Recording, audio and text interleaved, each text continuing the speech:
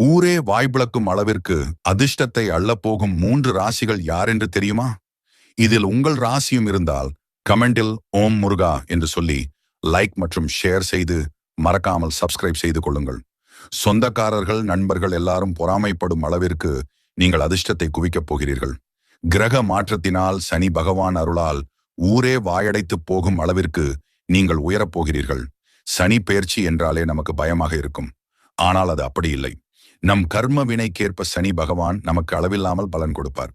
அந்த கோல்டன் ராசிகள் யார் என்று பார்க்கலாம். முதல் ராசி ரிஷபம். இவர்கள் தொட்டது எல்லாம் வெற்றியாக மாறும்.